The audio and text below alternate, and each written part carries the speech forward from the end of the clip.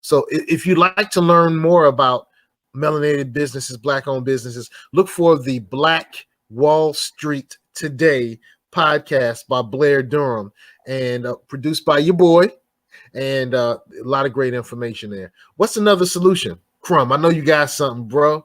I know he's about to come back and bang on me, or he's going to try to anyway. I got my dukes up. What's good? Well, if I could just even kind of respond to where we were at.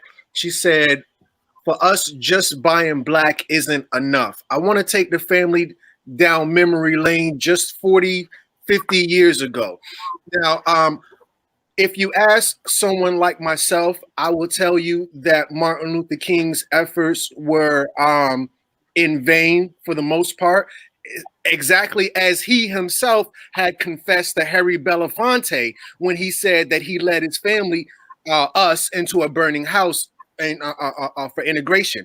Now, with that being a part of his legacy, no, I'm not a Martin Luther King fan. However, we can't overlook some of his critical contributions. One of the most critical contributions that Martin Luther King had was the Montgomery bus boycott. Why is this important? Because Montgomery, Alabama was the 8th biggest metropolitan city that year that Martin Luther King came over there. Well, what does this mean? How many different economic streams of revenue did Montgomery have as the 8th biggest metropolitan city in America? So with that said, all he did was remove one aspect of the economy to reveal what? That the whole system is a house of cards. You remove one thing, and I don't care how big the economy is, the whole thing is going down. Family, we're gonna say, oh, well, we can't do this and we can't. They fragile as can be. Martin Luther King showed us how fragile their economy is. We have the power to speak life and speak death. If we can't survive within this economic environment, then nobody can. Let's tear this bitch down. That's the solution. Asheo. You know what's, I mean, you have a good point there, because during that bus boycott, you know, a lot of us just look at the busing part of it. But during that time, there was a big pooling of our revenue. And as Crumb was just sharing, the city almost went bankrupt. The city almost went bankrupt. And you know when those laws changed? When the city almost went bankrupt. Because when that city almost went bankrupt, the state was starting to go into a depression as well, a fiscal depression. The city almost went bankrupt because we decided that we were going to look out for ourselves. We were going to look out for ourselves. And another thing, I know a lot of people, I didn't like King for a moment. I went through that phase in my consciousness too. And then I learned about the Deacons for Defense. The Deacons for Defense. Look it up, Deacons for Defense. This was a gun club that the Honorable Dr. Martin Luther King Jr. employed to provide surveillance, support, and protection after what happened on the Edmund Pettus Bridge. So after Black Sunday, he was like, you know what? We're going to keep this marching thing. We're going to keep banging on the system, but we're going to have our own guns. We're just not going to show them. And he employed, not he, because that wasn't just a Dr. King thing. It was it was a collective activity, but they employed the Deacons for Defense, which was a gun club. And you know why those white supremacists didn't mess with the Deacons for Defense? And there wasn't another Bloody Sunday, the same way Bloody Sunday was? Because the Deacons of Defense had already won court cases where they shot Klans members and got away with it.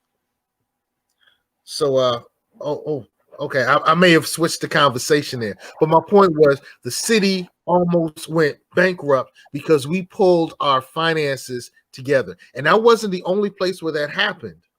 It happened in North Carolina first. What? Follow the money, man. Follow the money, bro. The boycotts that King and Rosa Parks were all involved in, that were strategized by the NAACP and other people, were based on other successful financial pullouts where they said, we doing for self, y'all need to get your stuff together, and those places almost went bankrupt. So check it out.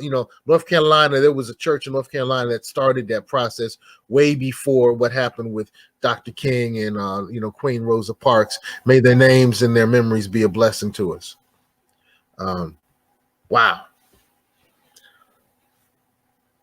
Shay, these folks love you. We reached the 10 o'clock hour, and I don't want to go too much longer, over an hour.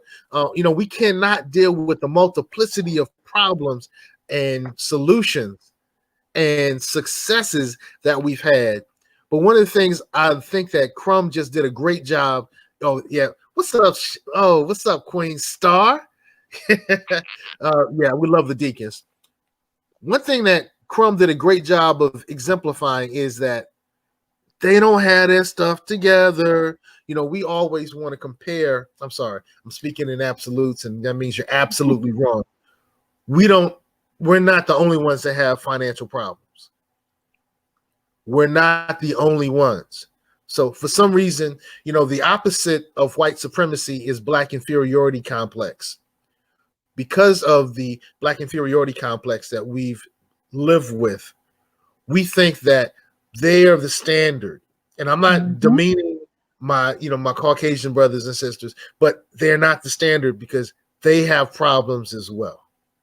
But I mean, Shay, that's what the narrative has been. That's been the propaganda from the beginning. Our nation is built on anti-blackness because to be black is to be bad. So if to be black is to be bad, then to be white is to be right? And so that's exactly what they intended to be. And so we're still dealing with that, and a lot of people aren't aware of it. But I wanted to talk to Crumb's point because he's absolutely right. And I was thinking about Kaepernick in the NFL, right? So imagine if when Kaepernick started being blackballed, instead of everybody being like, arguing about whether he was right or wrong, if every single black football player in the NFL took a knee, what were they going to do? If every single black football player in the NFL walked off the field, what were they going to do? Roll over. Exactly. They were going to do the same thing that Montgomery did for Martin Luther King. Thank you. But we're afraid of being of being too radical. We're afraid of losing out on money instead of working together. So that's my last thoughts for this. Well, Shay, you definitely dropped some beautiful thoughts, and Queen Shay, all salute to the Hamptonian Queen Shay. HIU, I love it. It was yes. HU. I went to HIU. One of the things about Hampton that I learned when I was there is that there were times when students in its early inception, part of paying their tuition was building the buildings. Part of their tuition was learning a skill that built something, that fixed something, that repaired something, that projected something. He's whole Tuskegee Institute. His whole thing was education and skill building.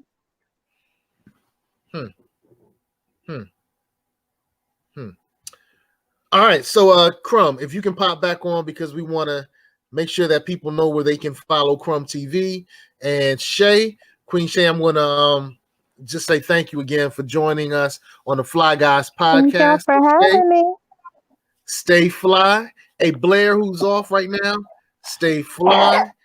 To all the fly folk who are the followers of the Fly Guy podcast, stay fly. To all the master students who are followers of Crumb TV, stay fly. To everybody out there, stay fly.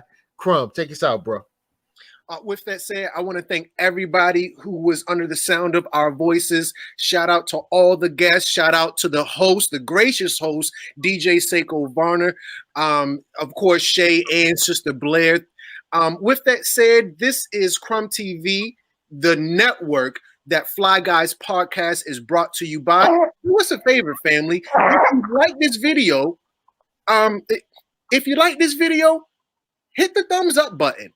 Be transparent with us, family. If you didn't like the video, no worries at all. Hit the thumbs down button. But if you learned something, all emotions aside, if you learned something, could you smash that subscribe button? With that said, family, I need you to follow us every Sunday at 9 o'clock on the Fly Guys Podcast, brought to you by none other than Crumb TV. We will leave you the same way we came to you, as always, family. In peace. Stay fly. All right. So the podcast is ended. The broadcast is ended, but it's still going. It's still going. This happened to me last time.